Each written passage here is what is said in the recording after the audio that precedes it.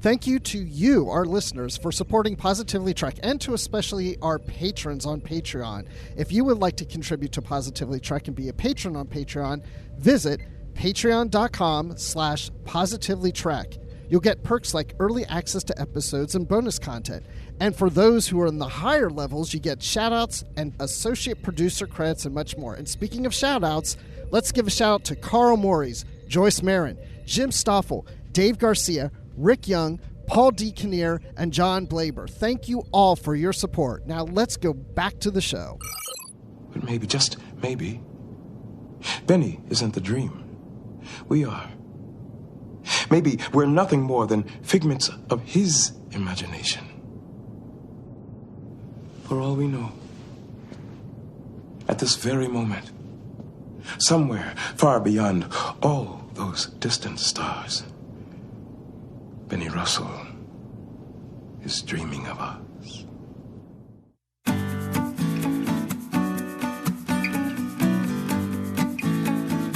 Welcome, everyone, to another episode of Positively Trek. This is our book club episode, and, you know, I say a lot of our episodes are special, but this is really a special episode because we've been talking, of course, the last few months about the Coda trilogy, the kind of end game for the last 20 years of Star Trek literature set in the novel verse, the lit verse, as people call it. And we're talking about the final book of that trilogy, Oblivion's Gate by David Mack. With me, of course, as always, is Bruce Gibson. Bruce, how are you doing today? I am doing great. I've been looking forward to this because, you know, we talked to Dayton, we talked to James, but we hadn't finished the trilogy. So now that we know how it ends, David has to answer for everything that we would have thrown out to them now that we've gotten to the end. So I'm ready to just throw everything at David. Well, we're very lucky to have him here then to answer for what was done in this trilogy, I guess. David Mack, welcome, of course, to Positively Trek. Thank you. Glad to be here. Excellent. Really happy to have you here. And yeah, so this trilogy, what a ride. Bruce, you read this, you were saying quite a while ago, your copy arrived a while ago. I finished reading this an hour and a half before we started recording here today. So it's fresh on my mind. And Bruce, I know you have a ton of questions that you want to ask as well. So let's just get right into this because... gentlemen, I presume that we are going to assume anybody listening to this has already read the book and therefore should be warned that we are going to just wade right into deep spoiler territory right off the bat. We're not holding anything back. Right? Absolutely. Yeah. Okay, so listener, just be advised. Spoilers abound. Here there be spoilers. Definitely. Read the books and then listen to this. But if you plan to never, ever, ever read these books, then listen. Please, first pay for the books. Yes. Then read the books. I mean, unless you get them from your library, which I understand is perfectly valid. I love libraries. I support libraries. Definitely. Yeah, and usually we would have like a little section that's a little spoiler free, but I think that's pretty much next to impossible with this book. Let's talk a little bit, and we've gotten the perspective of Dayton Ward and James Swallow on this, but I just want to talk to you a little bit about this collaboration because I understand it was pretty unique. Like you've collaborated with authors before on series and stuff when it comes to Star Trek, but this experience was kind of a singular event. Well, it was different from some of our previous approaches to collaboration. In the past, over the last, say, 20 years or so, Dayton and I have worked together sort of indirectly as collaborators on Star Trek SCE, or Corps of Engineers. That was a line of monthly ebooks that was published for about 5 years. And Dayton, working then with his sometimes writing partner, Kevin Delmore, they did numerous installments of SCE. And around the same time, I started breaking in, doing some stories for SCE, first with Keith R. A. DeCandido on a two-parter called Invincible. And then I went solo with my first short novel called Wildfire. So I kind of got used to the give and take of sharing a universe with serial continuity with other authors right from the very beginning. That was the environment that I was introduced into when I first started writing narrative prose for Star Trek. So after that, Dayton and I and Kevin, we ended up working on a 9-book miniseries called A Time 2. And that was a miniseries that was meant to chronicle the events of the year in the lives of the Enterprise E crew leading up to the events of the movie Star Trek Nemesis. And again, we had to work in close concert, not just with each other, but with the other authors working in the series. John Bornholt was writing the lead-off books, A Time to Be Born, A Time to Die, which were about young traveler Wesley being reborn into his full powers. Then we had Dayton Ward and Kevin working on their 2 books, Time to Sow, Time to Harvest. Then we had Bob Greenberger doing sort of the middle of the pack with Time to Love, Time to Hate, dealing with all the unresolved issues between Riker and his father and Riker and Troy and all this other stuff. And then I came in with books 7 and 8, Time to Kill, Time to Heal. And Keith R. DeCandido was our cleanup batter, writing book 9, Time for War, A Time for Peace. So we got used to collaboration. We would, meet over lunch. At that time, Bob Greenberger still lived in New York City. So did Keith, so did I. So a whole bunch of us would just compare notes over lunch, and we just got used to doing that. And then after those came out, I got tapped to write Vanguard by Marco Palmieri. He asked me to co-create the series with him. And I deliberately engineered it so that the perfect people he could go to for book 2 of the series would be Dayton and Kevin. And the reason I did that is that when we first created Vanguard, Marco thought that he was going to want it to be a multi-author series, much like he had done with the Deep Space Nine post-finale books. Just as he would have, S.D. Perry write a couple books and have someone else come in and do a few books, someone else would do a few books. He thought he was going to take a similar approach to Vanguard, and my role was going to be co-creator, help him do the show Bible, map out the general direction of the series, write the kickoff book to sort of establish the players, but then leave it for other writers to be able to come in and build on what we'd created. So knowing that, I engineered it, given the general shape of the story, that the best possible people he could call in to do book 2 would be Dayton and Kevin. This was rather sly of me, of course, because they were my buddies and I wanted to make sure they got work. So they did book 2.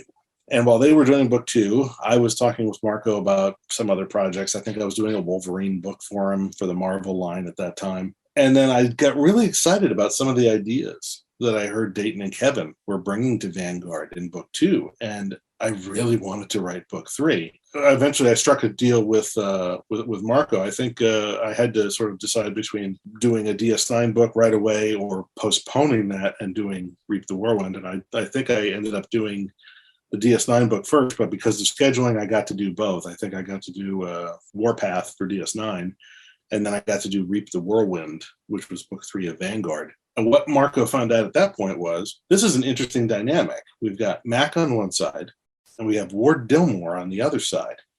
And they've got really good complementary styles, complementary creative energies, good collaborative method. Why don't we just go back and forth and have it be a ping pong match where the authors throw the books back and forth and throw ideas at each other, and each one tries to build on what the other one did. And so that's how we approached Vanguard, at least up through the end when we plotted the big finale together. And around this time, I guess there was a Mirror Universe volume. James Swallow got involved with doing the Mirror Universe version of Vanguard. So that sort of got him into our radar and got him talking with us about creative vision and ideas. And then, just again, projects start to add up over the years. We get into a miniseries called Fall in 2013 after the end of Vanguard. And James Swallow was working on that. Dayton's working on that. I'm working on that. And we had a good time. We had to sort of plot out this grand, complicated plot with spreadsheets and, columns and pictures and arrows and numbers on the back of each one and yada, yada, yada. But it worked out well. We were able to communicate well in a communicative, collaborative format.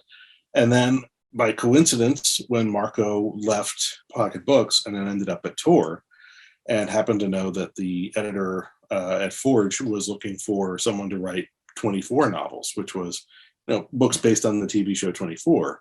Well, he knew that I loved the show. He knew he knew that Dayton loved the show. And he knew that James was already on tap to do book 1. So he made the introductions, and then suddenly, there it is again. Me, Dayton, and James. Again, the three of us, suddenly, bam, we grab up all 3 of the 24 books that are on the schedule at Forge. And it just keeps happening.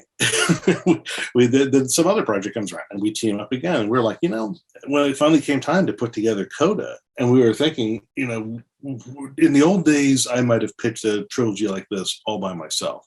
Those days are gone. In the old days, there were, back in the 90s, there were 24 books a year coming out from Star Trek, 24 mass market paperback titles a year. That was heavy duty. Even when they cut it back to one a month, that was brutal, but it was still one a month, 12 a year. Now we're down to 6 a year. And, one writer saying, I'd like to do a trilogy, that's not going to fly. One writer scoops up 3 books. That only leaves 3 books and 18 other Star Trek writers saying, I'd like a piece of the pie, please.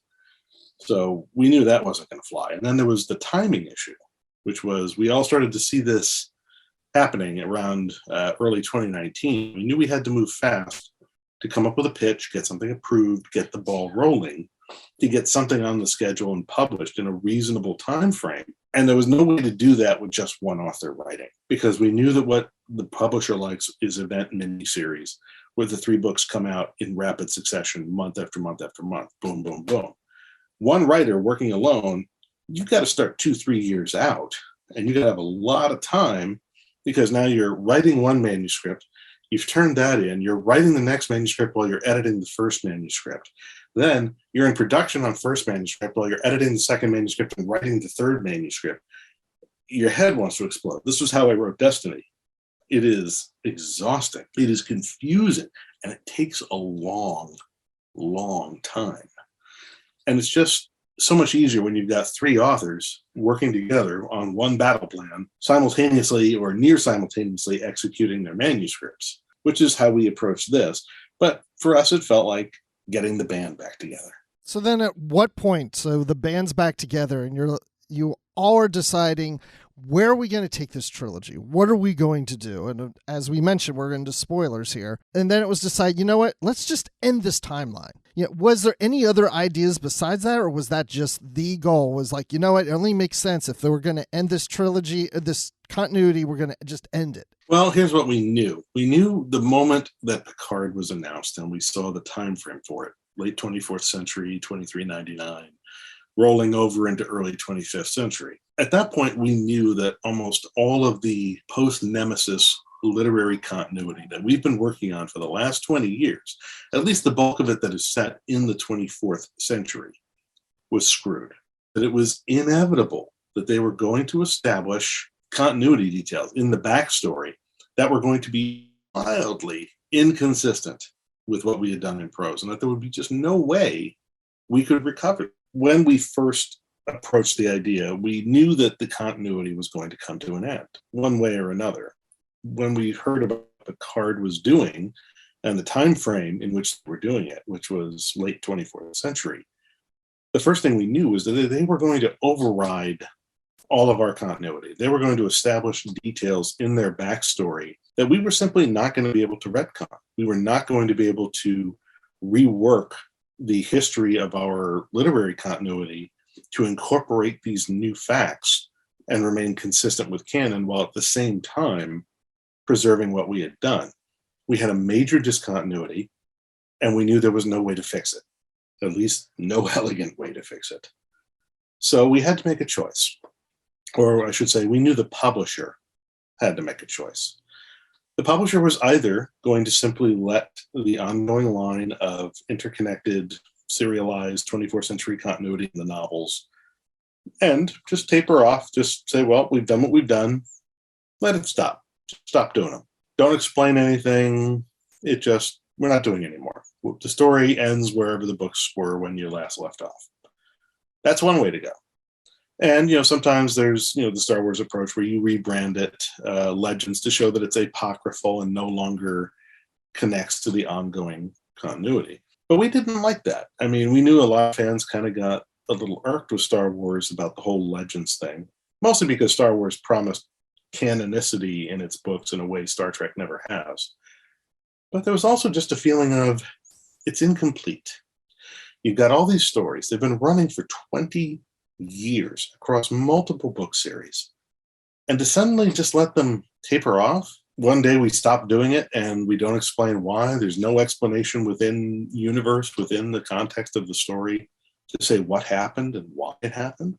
Where did it go? Did it keep going? Did it not keep going? We thought, well, what's worse, knowing or not knowing? And okay, so there's something to be said, for epistemic ambivalence. But I felt like having a definitive answer was probably a better way to go from a storytelling standpoint. To feel like these 20 years, maybe they were building to something, to some sort of finale, to some sort of grand story or grand revelation. And that was how it came about. We talked about various possibilities. We said, does the timeline, as a core, as a consequence of our story, does it have to definitively end?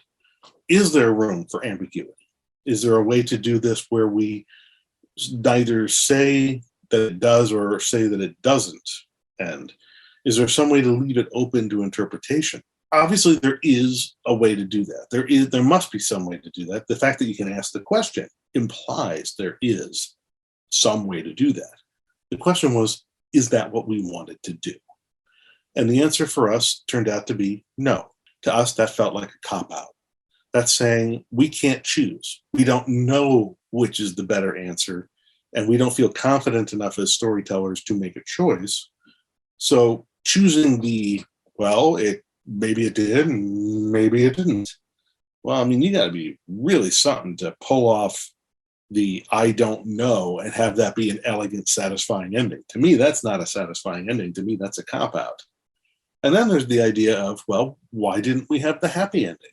They could go through some grand struggle, and at the end of it, they separate their timeline off from the prime timeline forever, but they go on happily leading their lives.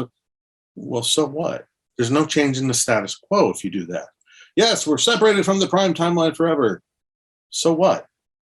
What does that mean to the characters? How in any way is that a sacrifice? It's not. It's a preservation of a status quo. And again, it leaves you in this state of epistemic ambivalence where you don't know what's going to happen after the end of the story.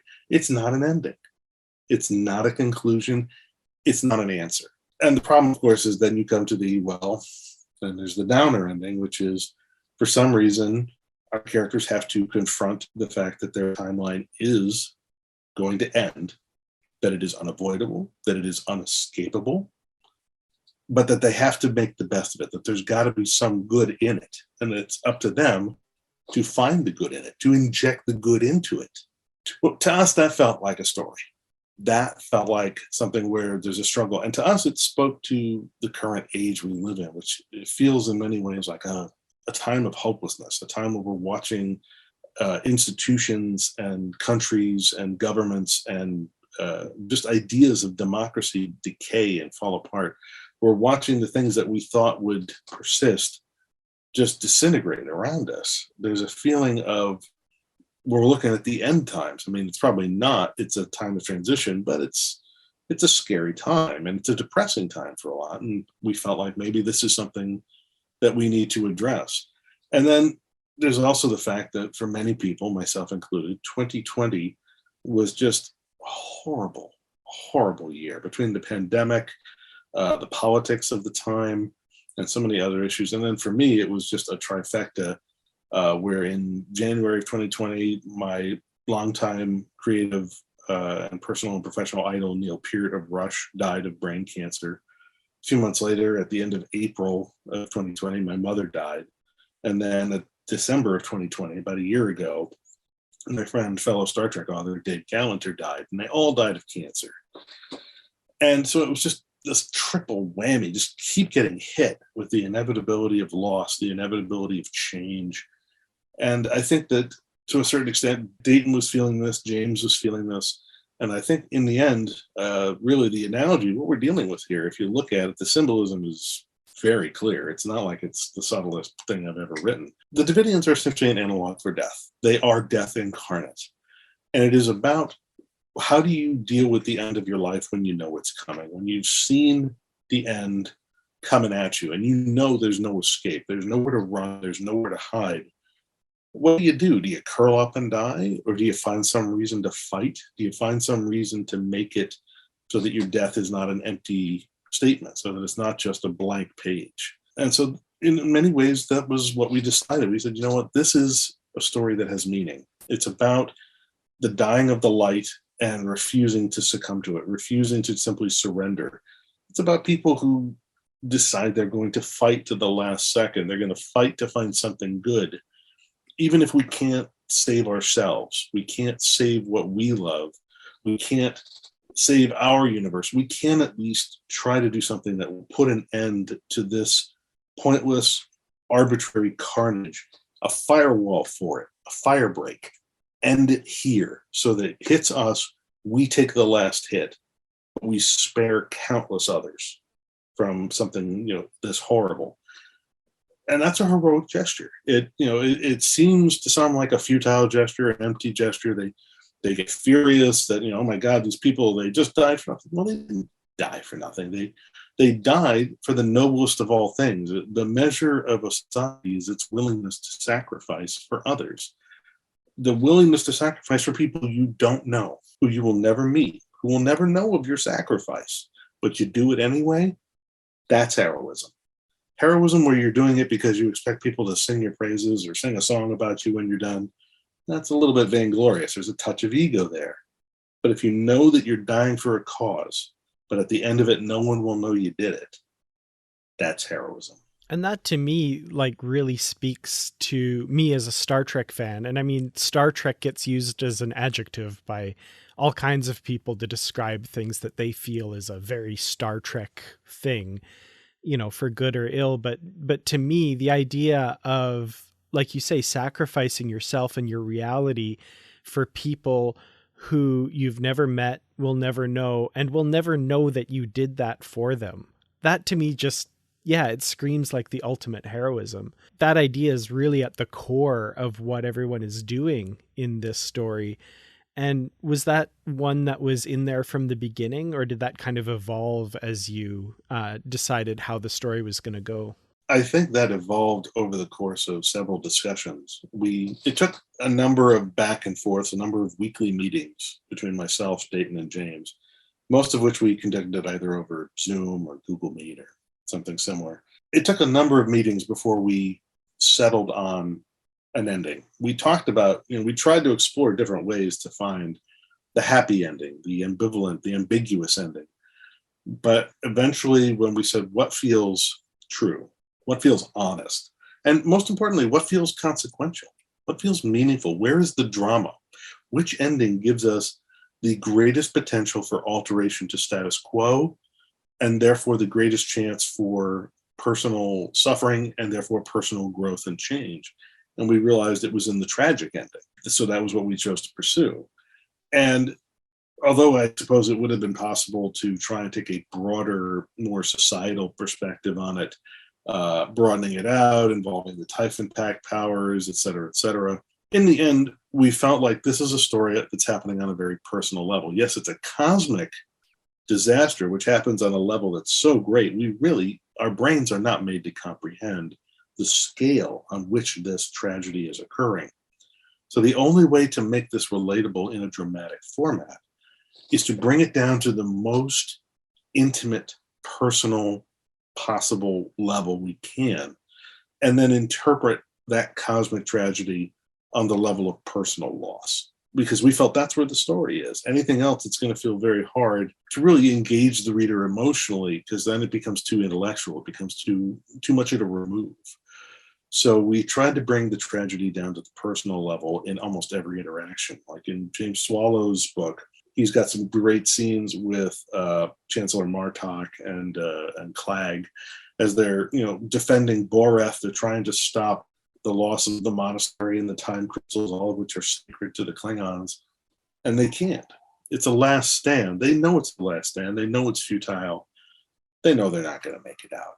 This is the Alamo for them, and they know it. But they hold their ground. They go down fighting with honor, because it's better to go down swinging your sword than to just fall on your knees and take it. Those were the kind of conversations that we had about, why are we doing this? And, how do we feel about it? And we felt it had to happen at an intimate level, because really, in the end, that's why people read these stories, at least I think. I mean, in the end, I feel like you got to care about the characters and the core characters, the core cast. I know that the more literary original characters, well, Dayton dealt with them pretty heavily in book 1, and James dealt with sort of many of the remaining sort of major lit characters in book 2, at least to our satisfaction. So that by the time we got down to book 3, we'd really whittled it down to the, almost the original TV characters. There were some of the Titan characters, but of course I inherited the Badmiral story of crazy Riker. And I know some people feel like that went on for too long. I'm like, do you understand that book 3 happens over the course of about 40 hours? And then take into account how hard it is to remove an admiral from command in a military setting. You come at the king, you better nail him on the first shot, because you don't get another. So trying to take down a flag officer, I think a lot of people are like, well, why did they just take him down? He was clearly crazy. It doesn't matter if he's crazy. Dude's a flag officer. In a military setting, you just suck it up and smile and say, yes, sir. Mm-hmm. So he's crazy. I know he's crazy, but he's an admiral. What are you going to do? Yeah, I kind of half expected Tuvok was going to step in and do something on the bridge when the Badmiral Riker was there. But, I'm glad you talked about the characters, because there's so many characters that have been introduced in the last 20 years in these books, and you can't get to every single one of these characters and have them be the focus of this. And it makes sense that you focus on the core. Like you said, I mean, Dayton touched on some, the literary characters, and so did James. But it really comes down to this core group that we're more familiar with because of the TV series. But I know there's some people out there that are probably wondering, well, where's Voyager and all this? And we have Tom and B'Elanna there, and of course Tuvok, but we really don't touch a whole lot on Voyager. Is that because you just wanted Kirsten to have that last swan song, or there's just not room to bring Voyager back into it? We were told hands off of Voyager. First of all, a lot of things that some of the folks who are commenting, why wasn't there this? Why wasn't there that? Why didn't you use these guys or that guy? Well, there were a lot of conditions. Tie-in writing is one of those professions where you don't get to do everything exactly the way you want every time. Sometimes you have to take into account the needs of other creators who are sharing that space with you. Sometimes you have to take into account the desires of the licensor, the needs of the parent property. So, for instance, we didn't really have a major part for Voyager in this trilogy because Kirsten Beyer had her own creative vision for how she wanted to dramatically tie off and end her Voyager storyline. She's reaching a point where, she just doesn't have the time anymore to write full-length novels. She's enmeshed in TV production. It is all-consuming. So she did the best she could, and she got a great novel out, To Lose the Earth. And that was pretty much for her. She had planned that to be the end. That was her Voyager swan song. That was the whole idea, was she said, this is going to represent the culmination of all the full circle fleet stories that I've been working on. And although it seems like, you're being left with these unanswered questions as they depart the galaxy, in a way, that's the note she wanted to end on. And she made it very clear, that was where she wanted her characters left. She wanted the fleet left there. And so we were told, don't mess with it. Don't try to bring them back. Don't try to involve them at a distance, because anything we might try to do was only going to, at least in Kirsten's eyes and the editor's eyes, impair all the work Kirsten had done to create the ending she wanted for those characters. She had them where she wanted them, didn't want us messing it up. By the same token, because the Full Circle Fleet and the Voyager books were so involved in the status quo of the Delta Quadrant species, the politics, etc., they wanted us as much as possible to go hands off on that too.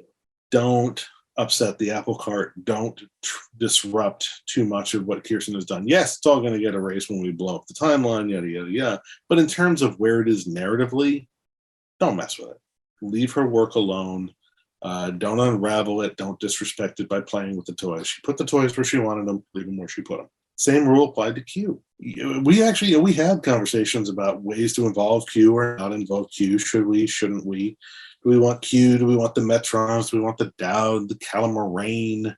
Do we want these guys or those guys? We were expressly told, and this was in no uncertain terms, this wasn't just the editors. This came from on high. This came from Los Angeles. Don't use Q. You can't have Q. You can't use Q. He cannot appear in your trilogy. He can't appear. We were told, don't even think about it.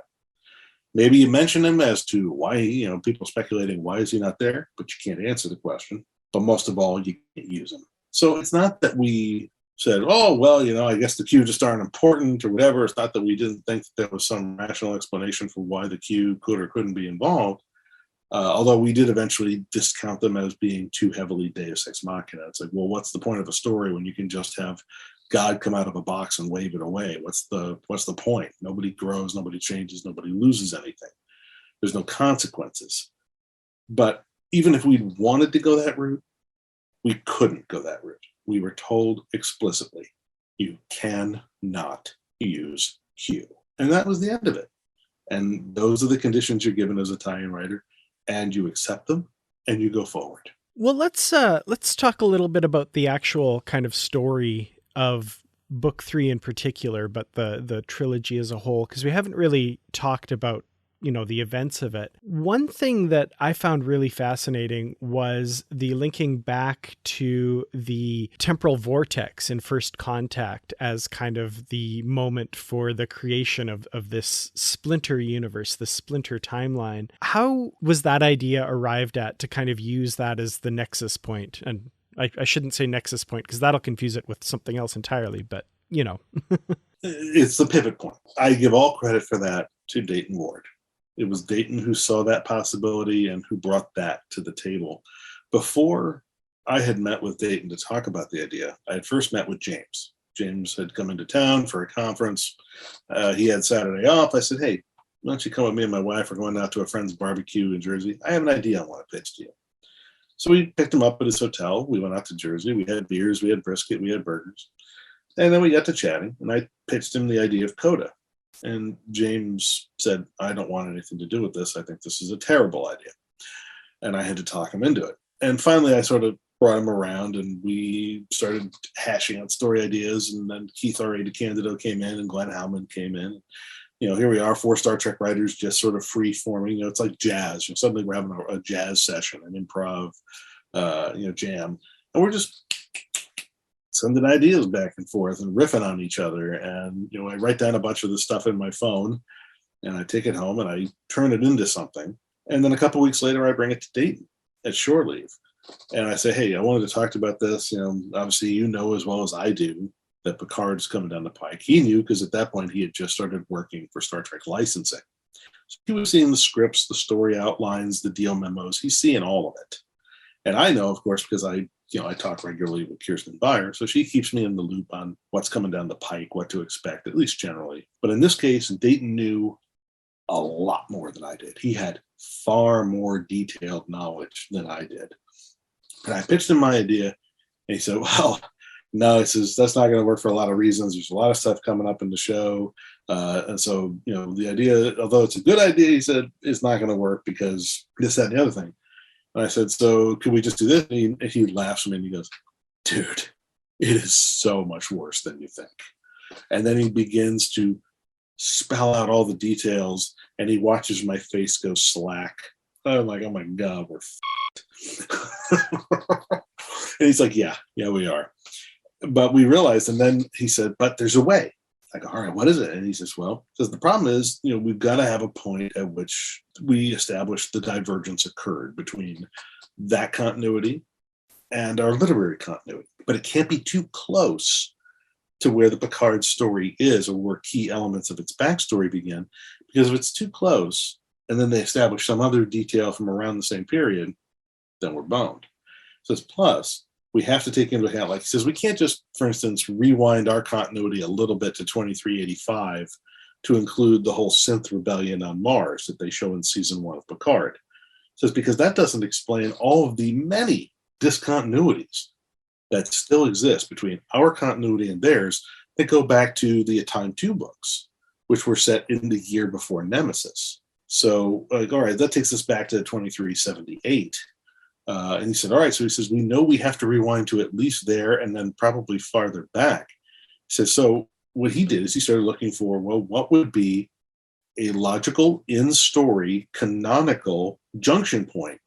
And he was looking at Generations, but then he realized First Contact was better. Blatant time travel, temporal vortex, Borg. Borg are known to be high tech, and now you've got this alternate universe version of Borg to play with as well. Who knows what their capabilities are? And once he laid that out, I was like, oh, that's brilliant. But then my immediate reaction was I recoiled and I went, oh, my Christ, I don't want to deal with the Borg. I went to all the trouble to get the damn Borg off the board in Destiny. Now we're going to put them back in play? And he goes, well, what do you want to do? He says, you want to do that? Or you want to come up with something else? I go, no, that's actually pretty brilliant. And I said, you know what? I said, in a way, it's actually kind of great. It's like, you know, Picard thinks they're off the board. We all think they're off the board. The readers all think they're off the board. And then we find out that's the parallel world we have to go back to deal with this once and for all. It's like, yeah, Picard, you thought you were done with this. Guess what? You have to face your worst, most terrible fear and your most hated antagonist. You've got to face him one last time. And man, was that great seeing Picard go against that Borg queen and oh my gosh. And not get what he was expecting at all.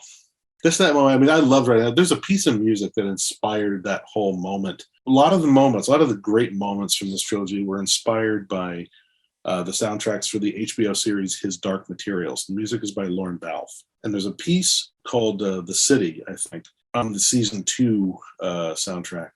And it has this incredibly ominous, just massive upswell of orchestra, which is just the perfect cue. First of all, it's like this really kind of brooding, ominous thing where you can sort of imagine Picard walking through the industrial corridors with all the red beams coming down at him from all the drones watching him every step of the way.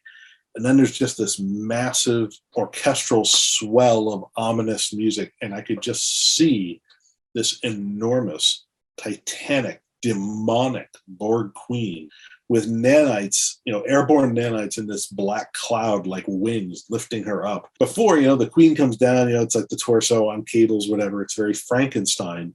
It's like, okay, that's Frankenstein. This is Faust. This is the devil coming out of the pit.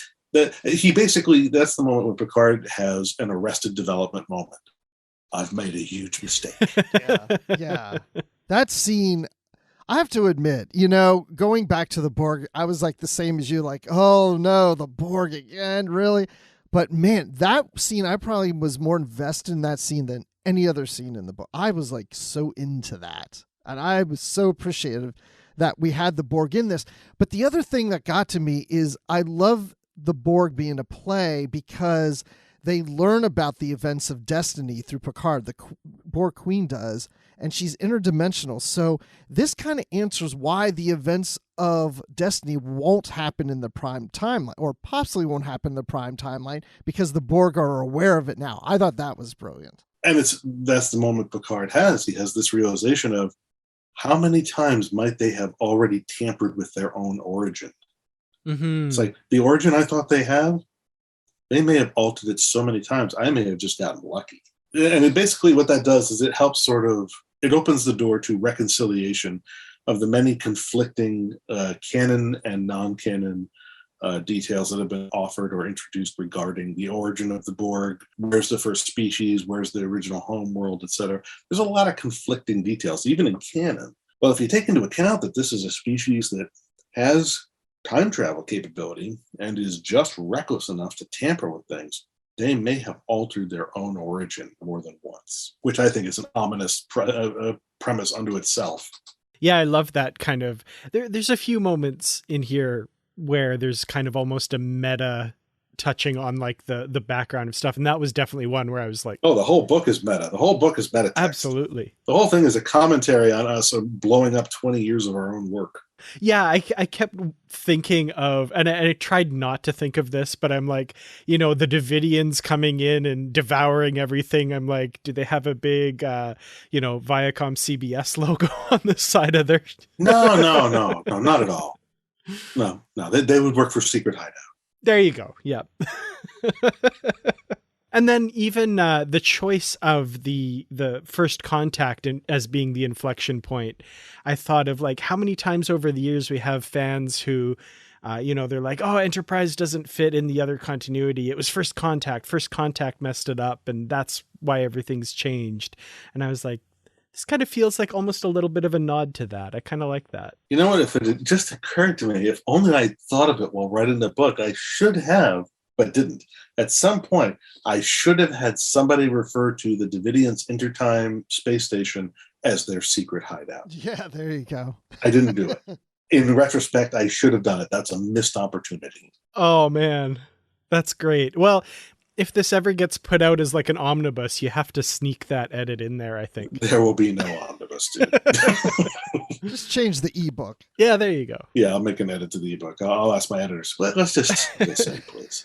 Oh, I love it. So let's talk about these splinters, because the book starts off with the second splinter, and we see our core characters in the fights and dying, and we're thinking, at least I'm thinking, oh, I guess we're getting the ending of this book up front, but then we learn later in the book about the first splinter, and that's really what this timeline is called, the first splinter timeline. And then you recontextualize what you read in the prologue. That was the idea, was to sort of set up a misdirect, so that when you're first encountering the book, you see the title, the section title on the prologue, the second splinter, but you don't know what that means. It's undefined. You're like, second splinter, what the hell does that mean? And then it passes out of your mind as you begin reading this brutal, bloody action sequence where everybody's dying left and right. They're at the last stand. No help is coming, and they fail. And it ends with, spoiler alert, it ends with Picard on the ground realizing, I've gone through all this, I've sacrificed everything, only to see the courage of heroes fail. And it leads you to think, this is the this is a preview. This is a flash forward of the end of this book. It's all going to go down in flames. And then you see you flip it, and the next page you've got part one, the section title, only moments between. And then you've got the time shift where it says 2 days before the end. Well, I didn't say 2 days earlier. I said 2 days before the end. Not 2 days before what you just saw. Not 2 days before that. I didn't say rewind 2 days. I said it's 2 days before the end. Our end, not their end.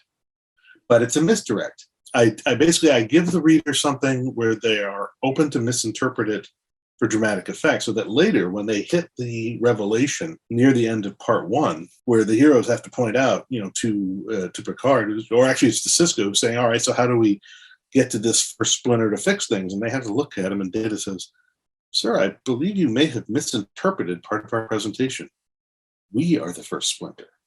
And you can just hear the music hit. You can hear the stinger as Sisko's eyes just go wide. It's like, ah.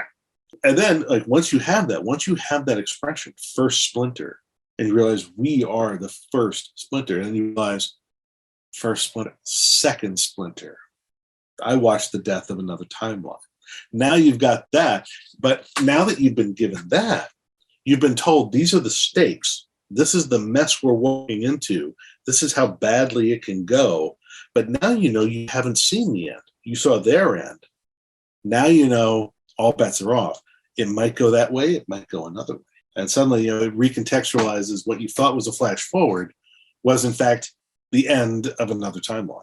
Yeah, to start the book off with that was like a kick in the stomach moment. And then, yeah, as you get those pieces and you kind of piece it together and realize what you're seeing, I love that kind of slow burn the novel gives you, that you kind of figure it all out as you go and realize that these are the stakes, like you said, and this is where it could all end, but hopefully not. Yeah, I know some people got confused by all the temporal technobabble, as they call it, but I tried as hard as I could to make it as clear as I could. And the reason it got stated more than one time is that I know sometimes people don't always get it the first time they read it. Mm-hmm.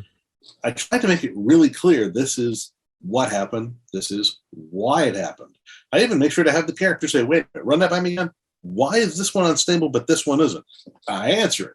So I'm trying to anticipate what is the reader confused about? And I'm trying to give them the answers. I didn't find it confusing at all. And what I like about it, if you really stop and think about it, you didn't wipe out the whole Litverse. You just everything from First Contact forward. All the things that happened in the past, like you mentioned Vanguard earlier, The Lost Era Vanguard, novel. as far as we know, Vanguard is untouched. Vanguard is intact. I do love, I can't remember exactly where in the novel it happens, but there is one part where Data is explaining something. And do you want to explain that again? I don't really get it. And Data's like, suffice it to say that, it's this, and this, and don't worry about the rest. And I was kind of like, oh, I think it's when Beverly is questioning it. Oh, and she's yes. like, and he says, well, really, your son worked out all the mechanics and this and that and the other thing. And she goes, Wesley did this. And he says, yes, your son really has an extraordinary grasp of spatiotemporal mechanics. And I think it's something to the effect of, it's in Beverly's point of view where she's sort of speaking for the average reader, where she's going, hang on, am I really the only person in the room who doesn't get what the hell we're doing? Am I really the only one here who doesn't get this? And they're like, yeah, you're really the only one here who doesn't get this. But it's okay, because we give her a hero moment later on. I kind of loved writing for Beverly in this book, because I feel like Beverly's gotten such a raw deal at the hands of the TV producers, and in the movies, she was never really given great stuff to do. So I went into this knowing I want Beverly to have an absolutely awesome hero moment, and I want to give her a killer movie quality hero line of dialogue to accompany that hero moment. And I ran it by Dayton Ward. I remember the first time I ran it by him, he says, I laughed out loud. He goes, I love that line. I go, then that's the line, damn it. There we go. Very happy with how her part turned out in it. I feel like the book sort of has its love for Beverly, wears it on its sleeve. Yeah, it's really good to see, because, like you said, she's really been given short shrift a lot in the past. So plus, all of Wesley's scenes where he's clearly in anguish over, losing his mother. It's no coincidence I'm writing these scenes in the months leading up to and the months following my mother's death. Of course, yeah. So, what are you going to say? Well, one thing that I thought was kind of, I guess I called it a bit of a special treat in this novel, was the trip to the mirror universe and the use of those characters, because I'm thinking of like the last 20 years of the novel verse and all of that. And I have to admit, I hadn't really given much thought to the mirror universe, but of course there's some great novels in there, The Sorrows of Empire, Rise Like Lions. And then of course their more recent appearances in some of the novel verse stuff. In Disavowed, I think. Yeah. Specifically. And they also had a minor, well, they weren't in, but they were mentioned in Cold Equation's Silent Weapons. Mm-hmm. Yeah. And there was also Saturn's Children, which was part of the Terran Revolution story. Right. That was in the Obsidian Alliance's anthology. Yeah, absolutely. The appearance of the mirror universe, or their use in this story, was that something that you had on your list to address for sure in these novels? Oh, it was on my wish list. I mean, obviously I know there's a certain amount of, ego that goes with this, but for me there was a nostalgia aspect to the project, which is that as we're saying goodbye to this 20-year shared literary experiment, each of us, me, Dayton, and James, in our own way, sort of focused on those elements of Trek Lit with which we are most closely associated, in which we've had the greatest hand. And for me in particular, that was the mirror universe. I invested a lot into bringing my vision of the mirror universe to Trek Lit.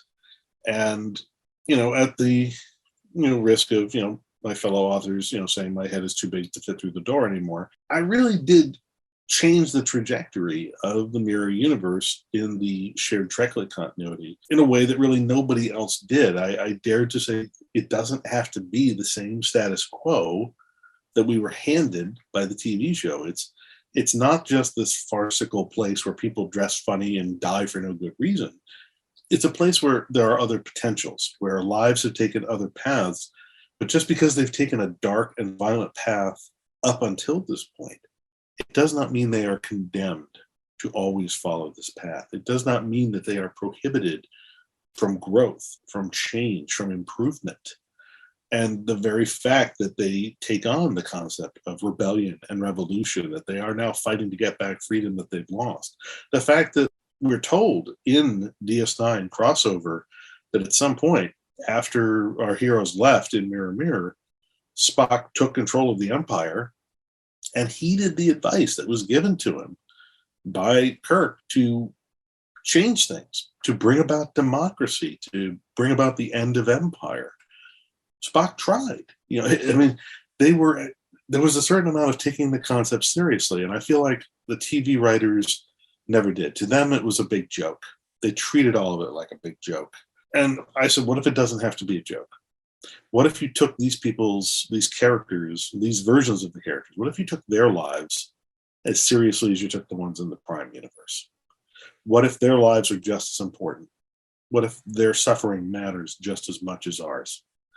And that was the approach I took to it. And as a result, I became very invested in them, in their backstories and their losses, particularly in Rise Like Lions. It's the cost of war. It's how you put together, how you bond a crew into a family, and then what happens when that family gets shattered in battle. There's a whole lot going on there. And so I really only did, let's say 4 full-length novels plus a piece of short fiction in the Mirror Universe.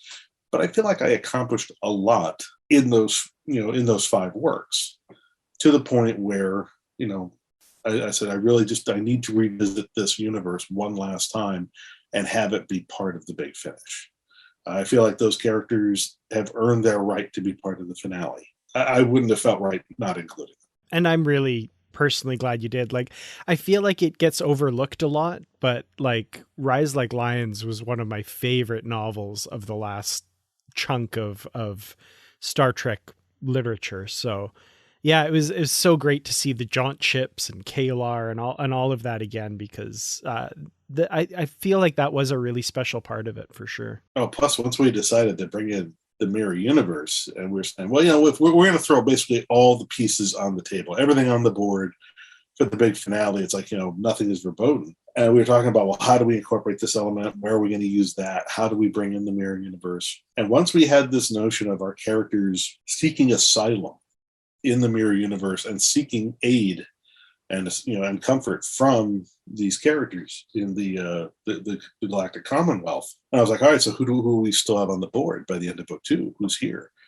And I realized, Worf is going to be there, and I go, and that's the moment I immediately it clicked in my head, a potential I'd never actually even thought of exploring before. Holy crap, Worf is about to meet Mira Kalar. Mm-hmm. And the moment I went, oh my God, that's a story in and of itself.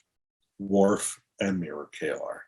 So in the middle of this grand sweeping tragedy of timeline collapsing around them is this bittersweet romance where Worf, who has had the worst romantic luck, 3 loves of his life ripped out from under. He's had to watch Kalar die. He saw Jadzia die, and then he had to lose Jasminder. He lost Chowdhury.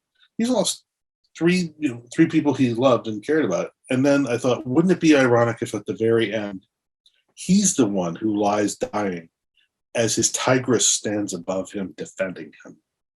I thought, that's a poetic end. Just the symmetry, the bookending of it. You've had to suffer this loss 3 times. So now someone gets to defend you in your last moment. I got to do that. Plus, I just love Kalar. Oh, absolutely. What's not to love? Oh, yeah.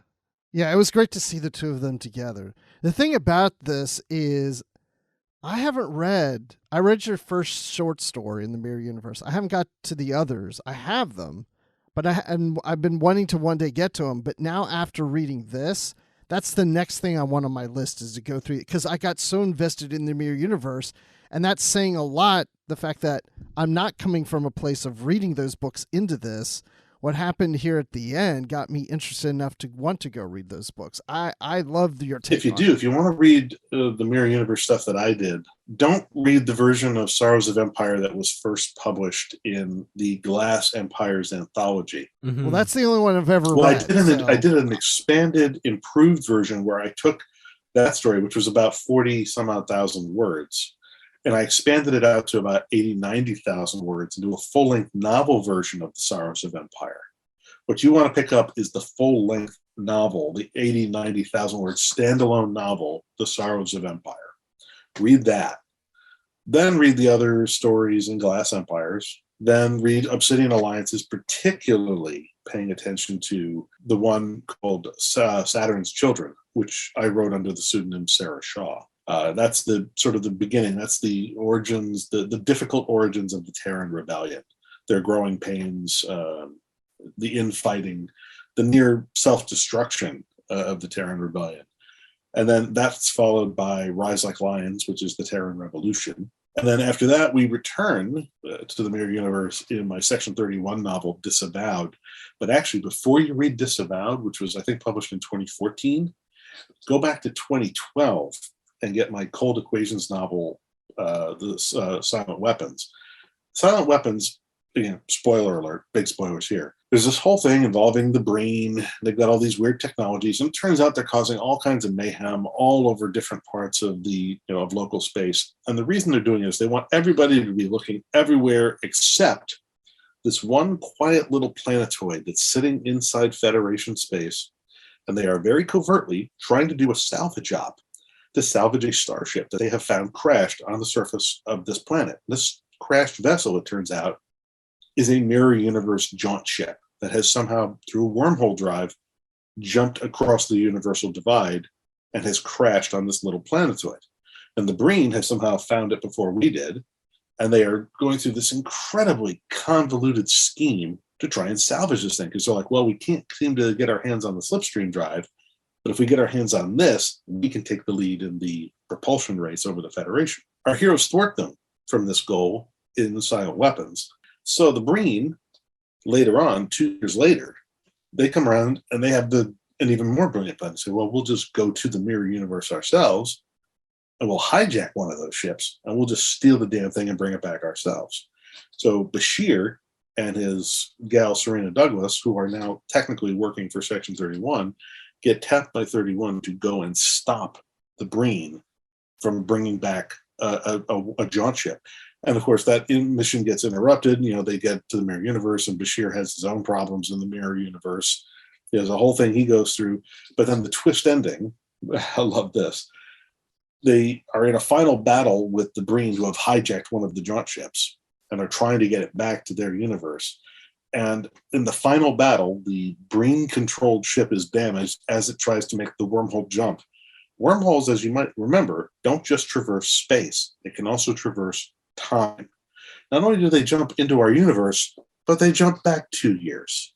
And they wind up crashing it on the very planet where they found the wreck that first enticed them in. And they realize that they have created the very situation that drew them into this stupid mission. And the Breen commander actually has the thought, I am Fortune's fool. I love that little moment where it's like if you haven't read Silent Weapons, then you don't know about this. But if you've read it and you go, oh my God, 2 years ago, I read this, and this is son of a. That's excellent. Yeah, I'd forgotten that twist. I'd love to go back and, actually, Bruce, we should do like a Mirror Universe series of book club episodes, because I'd love to go back and read those again. Well, this sounding better than what I've been reading recently with IDW. I like this version of the Mirror better. Well, it's interesting that IDW too. They've got an interesting approach to it, where they're not really worrying about staying beholden to what was established on DS9 about the Terran Empire falling under Spock or whatever. They've got it still persisting, or it fell partly here but not there. So they're doing their own kind of retcon, alternate universe take on it. I took an approach that said, all right, let's completely obey what canon said, but then recontextualize it. Both approaches are completely valid. It'll come as no surprise I prefer mine. Another aspect of this novel that just really tugged at my heartstrings and was really touching were some of the goodbyes. Of course, you kind of almost have this greater freedom because this timeline's toast. Yeah. You can kind of do whatever you want, which is a lot of fun. But we get these amazing ends to some of these characters, and there's so many we could talk about, but one that just leapt off the page and I just loved, and I'm going to treasure this little bit of writing forever, is Geordi and Data. That final conversation they have where Geordi's struggling to put into words and Data just interrupts him and says, Geordi, I love you too. And it was just... Yeah, because they'd had all these difficulties. I guess there was a falling out in their relationship in, I believe it was The Light Fantastic by Jeff Lang, where, basically Geordi had been struggling, I guess, with the emotional fallout of his friend coming back from the dead, and then realizing Data 2.0 is Data, but also isn't Data. He's not exactly the same person, but in many ways he is. He's changed. It's like his friend got a soul transplant. And so he recognizes the memories, but he doesn't necessarily recognize the core of the person. But Anyway, so they have this falling out in Light Fantastic, which sort of left them not exactly on the best of terms. Still friends, but estranged somehow. There were, something had crept in, something had interfered with their bond. Their friendship had become tainted or broken or interrupted somehow. And it felt to me like in this moment where, because, earlier in the story when Worf is asking LaForge, how did you deal with this, when with Data? And they sort of have to get into that. And it's that conversation. The subtext of it is that as Geordi is explaining to Worf how he adapted to the return of Data and how he learned to accept who Data was, it's really LaForge reconciling this to himself and realizing, I should have fixed this. I should have mended this fence by now. So that when finally he realizes this is his last opportunity to ever speak to Data, he's trying to get these words out. He's stumbling over himself. And of course, it's Data, whose mind moves at quadrillion operations per second.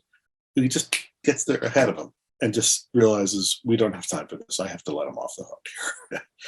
But there's also just something very tender about it. It's like, I love you too, Geordi. It's like, it's pure agape friendship. It's just pure brotherly love. I just realized we've seen Data die 3 times now. Yeah, we saw him die in Time Zero, we saw him die in Nemesis, and we've seen him die here. Well, and then in Picard, so that's 4. Oh, yeah, where the memory dies. So, yeah, we're up to 4. Yeah. That's not bad. And 5 more, and he's a cat. I mean, somebody pointed out, how many times have we seen Wesley die in this trilogy? If you count all the alternates who died in book 2, he's got to be up to like 12, 15. But we see at least one version of Wesley die in each book. Yeah, we have. So we each get a Wesley die. Yeah. We each wanted one. We each got anybody's wanted to see Wesley die, this is the trilogy for you right here. It's like we were all calling dibs, and we were like, well, we can all do it. He's a time traveler. There's ways to make this Absolutely work. There's alternate versions. But in fact, what I love was just the fact that we reimagined Wesley as a superhero. He's basically like Doctor Who and the TARDIS all in one. So he's a Time Lord who can move around without the need of a TARDIS. Yeah. I like that. I mean, that was like in the Time 2 series. We got some of that, right? Right. So, yeah. Yeah. I guess I would kind of love to see, a section, like a copy of this trilogy find its way to Will Wheaton, because I just feel like, it was written out of love for, the guy he's become and the persona he's built over the years. He's just such a cool dude. And I would love for him to, get a copy of this and just know, dude, we wrote your character as a freaking superhero because you're awesome. There you go. I would love for him to know now, that. how would Jonathan Frakes feel, how you wrote his character in this? Crazy Riker. He'd probably say, wow, I didn't get to do anything near that fun. Why didn't I get to do that on the show? The whole time reading this, I was imagining like how much Jonathan Frakes would love chewing that scenery, playing that version of the character. I feel like he'd have a gas doing that. Well, right, because he's not just playing a pure villain. He's playing a guy who's terribly tormented, who's lost his family. Like, have you guys checked out I did a Spotify playlist of the music, the songs that sort of informed my thoughts about these characters. And the one that I picked for this haunted version of Riker is a song called Hurt by Johnny Cash. And it's basically, it says, you can take all this from me. You can take my empire of dirt. This notion that everything I have is worthless. Everyone I love goes away in the end is one of the lyrics of the song. What have I become, my sweetest friend? It sounds like he's talking to Deanna. So in a way, I didn't think of, Riker, the Admiral, as being this guy motivated by psychotic evil. He's being motivated by absolutely unbearable pain, unbearable grief, unbearable loss. And it's coupled with temporal insanity, disjointed memories, struggling personalities fighting to emerge. He's not evil. He's confused. He's deeply wounded. And it's only the fact that he's an admiral that nobody's willing to stand up to him, because military personnel are trained to be deferential to flag officers, even in the worst of circumstances. Yeah, and we'll definitely put a link to that playlist in the show notes for sure, because that's really cool. Absolutely. There's a lot of fun stuff there. And I did I think a Facebook thread and a Twitter thread where I sort of explained who each track was meant to sort of be a commentary on. Well, one last thing I want to say about Wesley is you were saying like send a copy to Will Wheaton and he'd get a look at it, and he comes across as a superhero. That said, you did still manage to get a shut up Wesley joke in there. So Yes. kudos for that. Well, you got to have one. You got to have one. Yes. It's too funny to have Mirror Picard suddenly out of nowhere just have to go, shut up, Wesley, and then realize, oh, that was strangely satisfying. Why did I enjoy that? Yeah, I'm glad you brought that up, Dan. I forgot about that part. When I got to it, I was like, oh, I want to bring that up, and I forgot. So I'm glad you remembered that. So that's cool. What about, let's talk about our DS9 characters, like, Kira, the Hand of the Prophets here, and Cisco. Like, tell us how you decided to take their journey in this, especially with Bashir, too. Well, I mean, Bashir obviously is a character that I've taken a special interest in over the years, and I've done a lot of storytelling with him since Zero Sum Game, which came out in 2010, I believe. And I took him through that, and then through A Ceremony of Losses, which came out in 2013, where he basically tried to redeem himself. Basically, in 2010, in Zero Sum Game, he gets seduced into the spy world, where he's always loved this idea of espionage and spies and James Bond, the gentleman spy. And he gets tapped by Starfleet intelligence to do this mission where he's told, it's the kind of op where you're basically told you can kill. You have a license to kill, and you've got to accomplish this objective, and you have a presidential order. Go get it done. And he does. And then in the course of pulling off the mission, he winds up killing a lot of civilian scientists on the other side. He ends up killing a lot of unarmed people. And it's only afterwards, in the years after he comes home and has time to really think about what he's done, that he realizes, I wasn't the good guy, was I? And it's even implied in the story. If you look at the point of view, where he's basically this ruthless, cold-blooded machine on his mission doing what he does, the most sympathetic character in a lot of those ending scenes in Zero Sum Game are the Breen engineer, whose job is just to build the ship. He's just an engineer. He's just a scientist. He's just there to do his job. He wants to go home to his family at the end. And then this maniac comes along and kills everybody and blows up the station, blows up this guy's work. He's just an engineer. But, so we've got Bashir with his crisis of conscience, and that takes us into Ceremony of Losses, where he feels the need to redeem himself. So he takes it upon himself to lead the effort to fix the Andorian reproductive crisis. And it turns out that the secret to doing it is held in the Starfleet archives by Section 31. It's information about the Shaddai that's been locked up since Operation Vanguard in the 23rd century. Section 31's, trying to dole some of it out for political purposes. So he basically uses his connections to 31 to steal that data, which is, state secret, pain of death kind of stuff. And he gives it to the Andorian. He uses it to build the cure, which he gives to the Andorians, in complete defiance of the order of the President Pro Tem, currently, in control of the Federation. And he goes to prison for it. And so he's got this whole arc, and then he gets out and disavowed. He gets presidential pardon from the new president, yada, yada, yada. And then he has the disavowed leads us into Control, where he basically exposes the malevolent artificial intelligence behind Section 31, takes it out, exposes all the operatives, destroys pretty much the entire organization as it exists at that point in the 24th century. But in the course of doing so, loses Serena Douglas. Has to see her killed in front of him. He goes catatonic, and this leaves him in this broken state, which is where we find him at the beginning of Coda, living under the care of Garak, pretty much uncommunicative, self-imposed mental exile where he's locked himself inside his own mind. And so for me, the question was, well, what's going to be the thing that brings him out? We talked about it, and we agreed that it was going to be the moment when someone has to bring him the news that Ezri is dead. That's going to be the moment that breaks through the wallowing self-pity and lights the fuse of anger. And that's going to be the thing that's going to bring him out from behind that curtain. But now he's not the same Bashir we remember anymore. Now he's broken in a lot of ways. He's angry. He's bitter. He's got a lot of self-loathing that he's still got to deal with. There's a lot that's just damaged in this man. There's something just a little bit crazy behind his eyes now. And then, of course, you've got Cisco, who, as far as I know, David R. George had put him in command of a ship, the Starship Robinson. and he'd had his mission in the Gamma Quadrant. There was a lot of stuff that David R. George III had been doing in the DS9 books with Cisco, with Cisco's family, and the whole Bajoran religion stuff. There was so much, and it was so complex.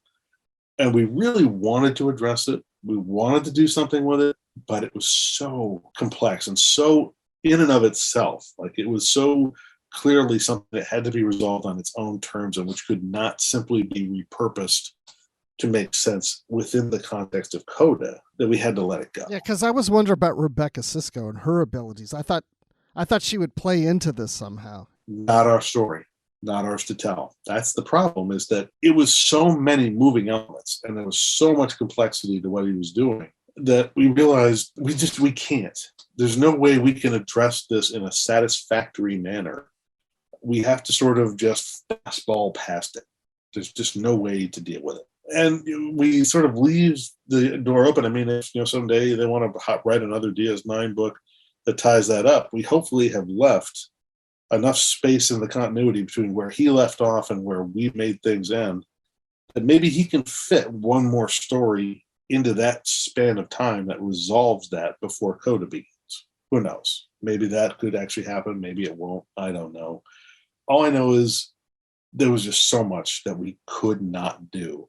The original hope, and I think Dayton and James may have both have mentioned this, we wanted to do what were called breadcrumb books. We wanted to have not just the trilogy, but we wanted there to be like maybe 2 or 3 books that would be dropped into the schedule in the year ahead of the trilogy's release that would address a lot of these long-running storylines in the different series, in TNG, in DS9, maybe in DTI or something else, just to sort of, tell these 3 self-contained stories that maybe wrap up those storylines, but which also each contain a breadcrumb, a clue, some bit of precipitating business that you don't realize it when you're reading it at the time, but when Coda comes out, you realize these were the beginning seeds of Coda.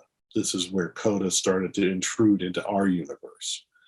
And it would have been great if we could have done that, because then we could have taken the time that we needed to address the many complex and long-running storylines of Deep Space Nine. Maybe we could have negotiated something with Kirsten where we could have found a way to do a Voyager storyline that respected what she did, or gave her a chance to, do one more story that tied into what we planned to do, and so on and so forth. The problem is that we wanted to do that at a time we didn't realize the book schedule was contracting.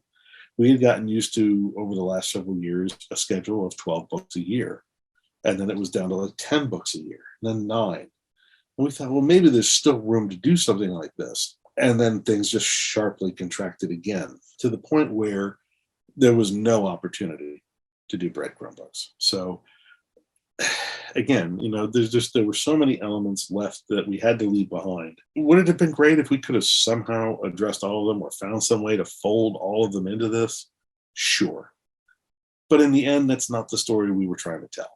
And we didn't really feel like we could do justice to all those different long-running storylines and tell the story we were trying to tell at the same time.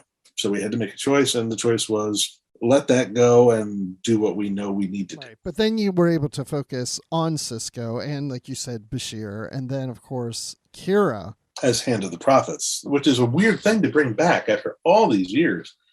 Originally, I was asked to develop the whole Hand of the Prophets thing for my novel, my DS9 novel, Warpath. I was asked to do it by Marco Palmieri, and he originally had this idea that Kira, as Hand of the Prophets, was going to be instrumental in the upcoming struggle between the Prophets, or the Bajoran people, or whatever, and the Ascendants. And that was what it was supposed to tie into, was the Ascendants storyline. And it was supposed to have some significance to that. Kira was supposed to have some role in that, but he hadn't decided what at the time, or if he had, he didn't tell me. He played all his cards very close as an editor. He told his writers at the time only what he thought they needed to know, the bare minimum of what he thought they needed to know to be able to write the book he wanted them to write. So I knew very little, but I just knew, all right, this is what I get to do. I get to do these visions while Kira's in a coma. She's going to do these sort of weird medieval fantasy type visions, and she's going to find out she's called the Hand of the Prophet. The emissary is the message, she is the action. I'm like, okay, well, that's pretty cool. Now, as far as I know, maybe that paid off. Maybe that didn't. I never got to finish that storyline. I don't know if David R. George did. But we eventually realized that we said, well, even if it was used, even if it did come into play in the Ascendant storyline, that doesn't necessarily mean that her role as Hand of the Prophets is over. And that may be a status that she continues to enjoy. She's still referred to by this sobriquet. Just as, Cisco is still the emissary, she is still the Hand. But that gives her some status. That gives her some juice. That gives her, agency in the story. It gives us an excuse to give her agency in the story. And I thought, all right, well, let's have a little fun with this. And we thought, well, we'll misdirect. We'll make you think that it's more political. It's more about status. It's more about responsibility. So that in the second book, the fact that she feels she has to be the one to commit the station, the rebuilt DS9 on its suicide course in order to destroy the wormhole in her universe, that she feels she has to take this upon herself and that this is the purpose of the Hand, which it very well might be. Except then we misdirect you because, yes, that was her purpose as the Hand in that universe. But then she goes to the mirror universe. She's still the Hand, and the Hand has one more mission. And that mission has brought her where she needs to be. That mission is to bring the Orb of Time to this version of the wormhole in this universe and basically make sure that it's put to use in a certain way so as to complete the mission. And you find out also that Hand of the Prophets is unique. So in a way, it was kind of fun. Like I'm going back to, maybe the, fourth novel I'd written, maybe the fifth. It was definitely in the first 5 or 6 novels I'd written. So I'm going back to really my earliest work here, and I'm recontextualizing books that I wrote in my 30s, which is a strange feeling. But it was kind of fun just to say, all right, maybe Hand of the Prophets doesn't mean what we thought it means. Maybe it means something else. Or maybe it means all of it. Maybe it doesn't just have to mean one thing. Maybe it means all these things. And I found it interesting, too, that the prophet tells her that you're just the Hand, this version of you. You are the Hand. That's it, kind of thing. I thought that was... You are unique. Yeah, you are unique. No other version of Kira is the Hand. Mm-hmm. You are the Hand. So it gives her, it gives her a reason to feel she was special. Her life mattered. Also, the prophets tell her at the same time, we remember forever. She's like, no one's going to know what we did here. No one's going to remember the sacrifices we made, the lives we led. And the prophets say, we remember. We remember forever. Yeah, see, that's the thing about this is, even though this is taking place in a different timeline, it does have an effect on the Prime timeline. It does and it doesn't. Most people in the Prime timeline will be unaware of it. It'll have no direct effect on them that they realize. Right. But the prophets who exist in the Prime timeline, whether they'll ever say it or not, they know. They know, exactly. They remember. And speaking of knowing and remembering, let's get to that end there with Picard in the Prime timeline. He's got all these different flashes going on. Well, that might be Prime timeline. They might be other timelines. They are actually countless timelines all sort of folded together. And when he's saying to Anij, it'll be a relief for me to find out which of these are real. And she says, Jean-Luc, that's the first lesson. They're all real. The whole point of chapter 40, and it's really kind of spelled out and made, I think, as clear as I could make it in the scenes with Picard and Anij. And then I think there's maybe one other bit in there. But it's made clear, there, and then also the bits with Benny, these stories, just because they have come to an end, it does not mean that they did not matter. Mm-hmm. Just because these people's lives and their timeline had to be erased because they had to sacrifice themselves for a greater good, doesn't mean their stories didn't happen. It just means, well, that timeline didn't happen. But the prophets remember, Benny remembers, we remember. And Benny specifically says, these timelines are just as important as any others. These stories matter as much as any others ever did. The story doesn't cease to matter just because it's over. It doesn't cease to matter just because, the timeline got erased. The story still matters. And so that was sort of the note of hope. Like, that's the reason why the epilogue, the grace note, is titled What Remains to Be Seen, because it's from the lyrics of The Garden by Rush. The lyric is, hope is what remains to be seen. So what I'm implying by the title of the grace note, what remains to be seen, the answer is hope. I loved leaving off on that note because, yeah, we're made to understand and you know, hopefully people understand that, yeah, these stories, just because, you know, some quirk of some television show means that they now have to exist separate from everything, they're not going to disappear off your bookshelf. And the hours that I spent with these characters and reading these novels, that's not wasted time. That was important. And right. The story is saying the stories still matter. Mm-hmm. And I really hope people understand that and people take that to heart. Yeah. I mean, there's also like lots of little subtle things, like, you know, the very last line, for instance, of the grace note, you know, a new future begins here. Well, that refers to both the fact that this new sentence that Benny Russell has just written in a fit of inspiration happens to be the first sentence of Una McCormack's The Last Best Hope, which is the prequel novel to Star Trek Picard. It implies Picard is the beginning of a new future. It implies her book is the beginning of a new future. But he's saying a new future begins here. And he's saying it on September 8, 1966, which is the date Star Trek premieres. A new future begins here. It can be taken on many levels. And the whole point is they're all beginnings. Every beginning, and T.S. Eliot said, you know, to make a beginning is to make an end. And often what we call the end is actually a beginning. The end is where we start from. And to totally undercut the beauty of that moment, I totally had the Garrick meme in my head where he's sitting across from Bashir, and they're all true. Yeah, Bashir, which of these stories matter? Even the tie-ins? Especially the tie-ins. Yeah, absolutely. That would be a great theme. You guys, and you've mentioned it earlier, will relate this to what was done in Star Wars with the EU and its term legends. They didn't really wrap it up, and you guys wrapped this up. The thing I like about this is now we don't have to call this continuity necessarily the Litverse or the post Nemesis. It's the first Splinter timeline. It's the first Splinter timeline. Would you? I don't think they would do this, of course, but would you want to see what they did with Star Wars and label those novels as legends? That these older novels are now labeled as first. No, it'll just confuse the living hell out of people. The books are fine, labeled and marked the way they are. They don't need to be relabeled. Nobody needs them to be recontextualized.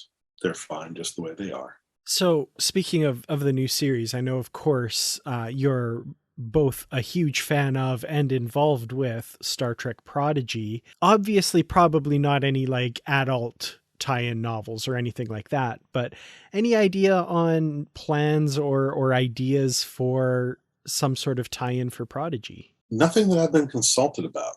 The person really to ding on that would probably be either Dayton Ward, who would then tell you he's under an NDA and can't answer your question.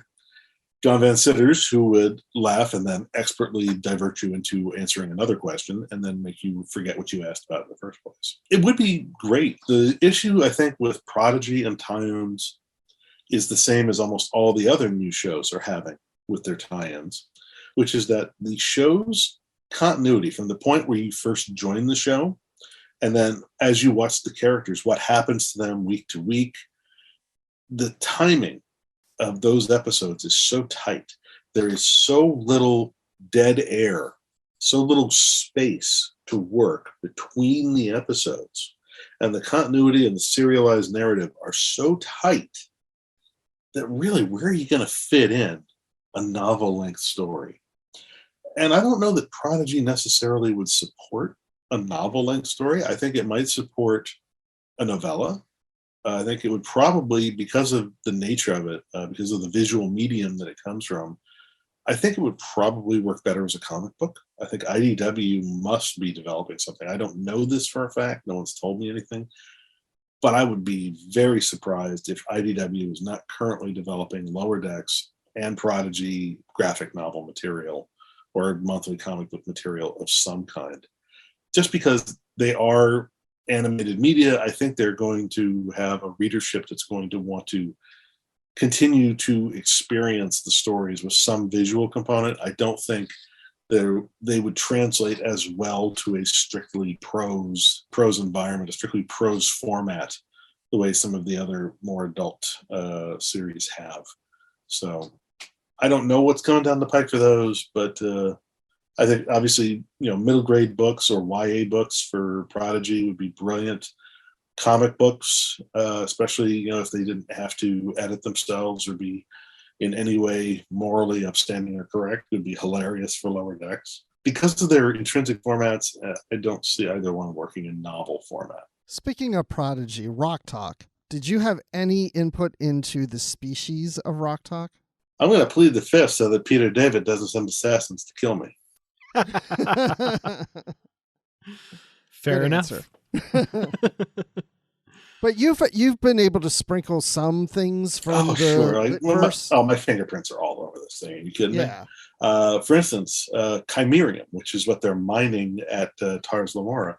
Chimerium was something I thought up, and which first appeared in the SCE novella, two-part novella Invincible, which I wrote with Keith R.A. DeCandido, which came out back in 2000, 2001. So there's that. I managed to sneak in chimerium. The notion that Zero is a Medusan in a robot body, that came from me. And I might as well just own it. Obviously, I'm the one who told them to make Rock Talk a Brick-R. That's obviously my fault. And then there were just lots of little details like that. There's lots of little things from time to time. There are moments when they originally wanted to have the characters blast their way out of a situation with torpedoes.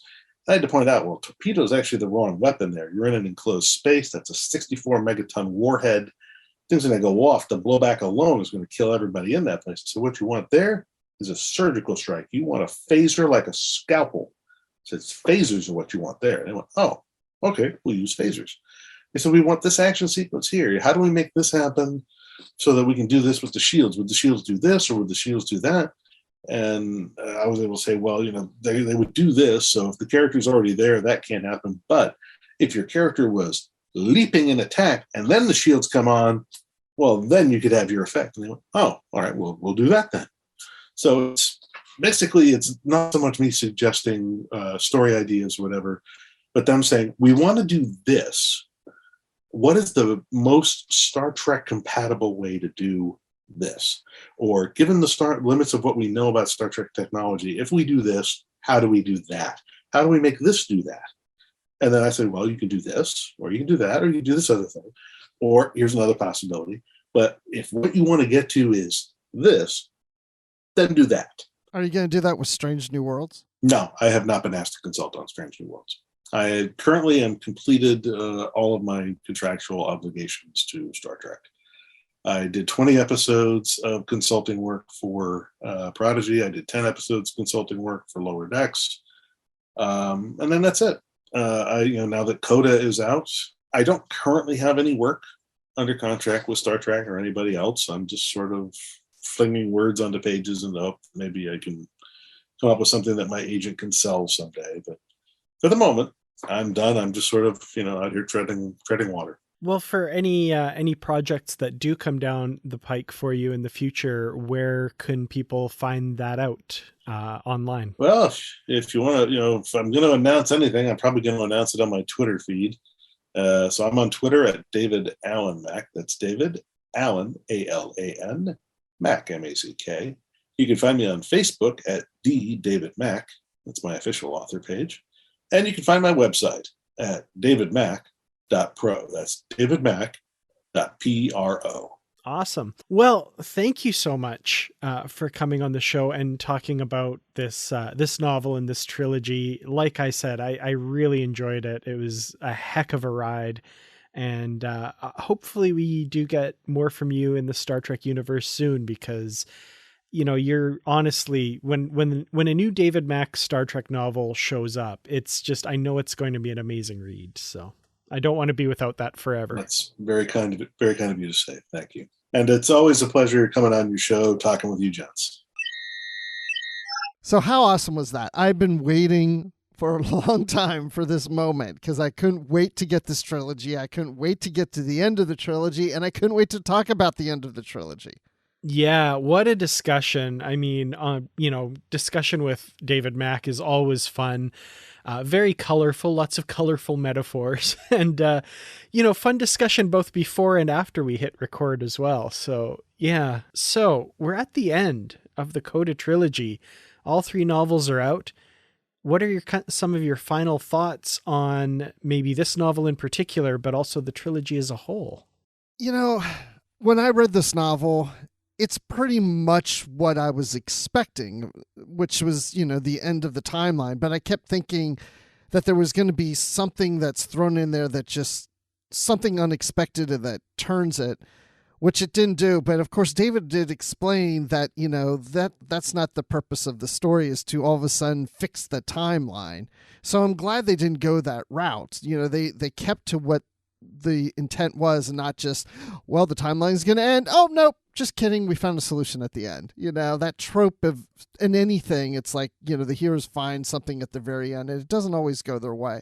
So I loved at the end where we have Picard, the different visions of things, that kind of leaves things open and does explain that there's other Picards out there or other situations in different timelines, and the whole Benny Russell thing.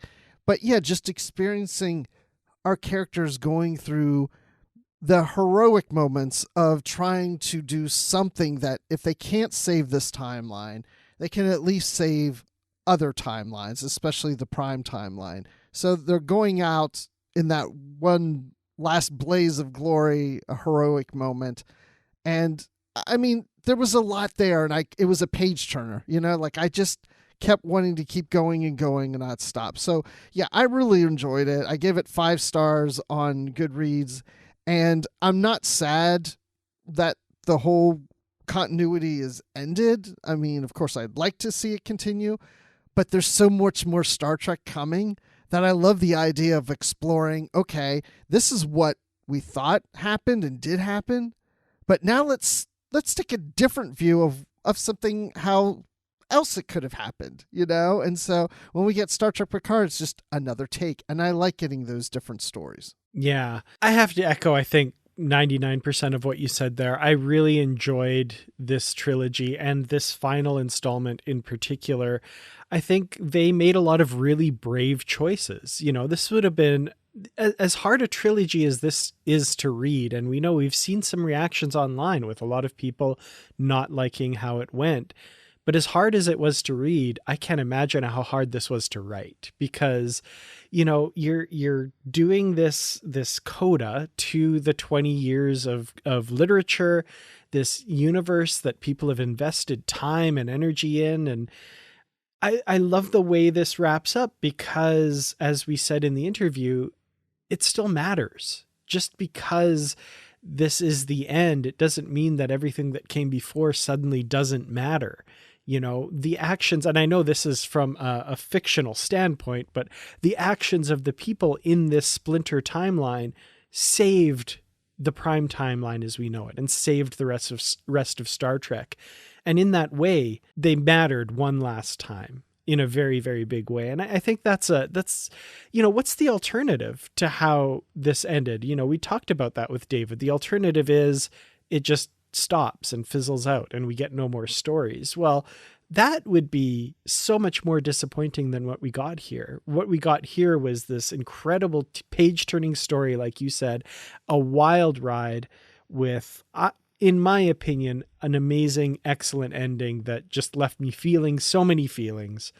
I can't say anything bad about this trilogy because I truly did enjoy it so much. And I know there will be fans out there that question me on that and say that that's not true. And David put it perfectly when we talked to him after we stopped recording. People are dealing with grief. They're grieving the end of this continuity, and people are dealing with that in various ways. For me, I'm like you. I'm excited to see what comes next. So yeah, I have to give this 5 out of 5 Commonwealth jaunt ships leading the charge against an implacable foe. So yeah, top marks for this for me and for the trilogy as a whole. this might be one that I'll need to leave it for a little while, but I might revisit again in the near future just to kind of reread it and absorb it again, because I think this is incredible storytelling, Star Trek novels and storytelling at its finest, for me personally. When I know you just finished reading it just hours ago, and I remember when I finished reading it, I had to think about it for a little while, just kind of process it. I knew I enjoyed the book, but I thought, how do I feel about this? What does it all mean? And the more I started thinking about it, the more I kept thinking about how it just also leaves things so open. Everything we just said about what the characters did in this and how they had to deal with the end that's coming works so well. But at the same time, I thought, you know what? The Deep Space Nine being destroyed that we saw in this continuity may not happen now in the Prime continuity. Because, in my mind, these books, for all intents and purposes, were canon in a sense. What happened to Deep Space Nine after the TV series, it's what happened in these books. And now that we're like, well, now that things are returning back to TV, that's going to contradict these books. But then it's like, oh, well, now I'm interested to go, what really happened to Ben Sisko in his return? How does that really take place? We know one version of it. Now we can see a different version, and that'd be interesting to see how that takes place. But going into this book, I really was convinced that they would leave it something open-ended, that this continuity continues on. We just won't come back to it. It's like, if the Kelvin timeline is done, if they're not going to make any other movies, which I don't know if they are or not, but if they're not going to make any movies in the Kelvin timeline, we don't need another movie to end it. We just say it's over. You don't need to destroy the Kelvin timeline. But I didn't feel like it was necessary to destroy it, but it's an interesting concept and it works really well for me. Yeah, I personally really liked how they ended it. I wouldn't have necessarily liked, I think, the ending of Deep Space Nine, where the camera pulls back and Deep Space Nine's still there and it just kind of goes on, or the end of TNG where the Enterprise flies off for new adventures. I wouldn't have been as satisfied, I think. And that's not me being, bloodthirsty and wanting to see everybody die or anything like that. But, it gave this universe, or this continuity, these novels we've read, it gave them, I think, a send-off, more of an event than it would have been otherwise. And again, coming back to them saving all of reality as we know it, that's kind of cool. And David was saying that this book, it's about hope. He was emphasizing hope. To your point, if they had done what you were saying, like the camera pulls out, and then we'd be sitting here talking about, well, it's over, but, who knows, in the future, they could still do more stories. The timeline's still out there, and we would be hoping all the time that we'd get some novel sometime in the future that takes place in this time. And now we're not going to be wondering that and hoping for that anymore. So, David, you've destroyed my hope for more stories in this timeline, but that's a relief to me that I don't have to keep wondering if we'll ever return to this, which in some ways, we could return to it. That takes place before Coda. But it's over, it's done. Well, the other thing is, too, going by the conceit of the novel and what we've seen of parallel realities and timelines and quantum realities and all that stuff, there probably are still lots of realities out there that are very close to what happened in the novel verse. It's just that this particular timeline, this first splinter timeline, had to be destroyed. But as we see in that final chapter with Picard, there are infinite versions of these characters. And in much the same way that in this trilogy, we revisited a parallel quantum reality where Riker was in command of the Enterprise D and all this stuff, and we saw them show up again, we could see something similar in the future where, we see something similar to what happened in this timeline, or even in the novels. There's absolutely no reason why new novels set in the Prime timeline couldn't use some characters like Miranda Katahata or Prin Tenmei or Chen or any of those characters, you know? So we're still getting novels presumably written by many of the same names that wrote all of these, and there'll be lots of little Easter eggs and stuff in there. So, you know, it's an end, but it's not the end, if that makes sense. Yeah. Yeah. I mean, we saw it in the Dark Veil, you know? We had from the Titan some crew members in that we are very familiar with. So yeah, it's not the total end, it's just a new beginning. Exactly. Now I've got like Closing Time by Semisonic in my head of all things. Boy, am I a child of the 90s. Oy. Anyway, what's that line? Every new beginning is some other beginning's end. One of those lines that I'm sure I thought was really deep when I heard it in high school. And now I'm like, hey, what claptrap? Anyway, Bruce, if people want to talk to you about the Coda trilogy or ridiculous song lyrics, where can they do that? I'm on Twitter at Admiral_Rex. That's Admiral with an underline Rex. And I've occasionally been on Literary Treks and the Star Wars Report podcasts. Excellent. And you can find me on Twitter. I'm at Kurtrats. That's KERTRATS. YouTube.com/Kurtrats Productions. And of course, the Positively Trek discussion group on Facebook. Also, check out Positively Trek on Twitter and email us positivelytrek@gmail.com, or visit us on Goodreads, where we have our Goodreads group talking about all the books that we discuss in the book club and what's coming up in future episodes. Great discussions happening there. We'd love to see you there. Thank you all so much for listening. We will see you in the next episode. But until then, as always, stay positive.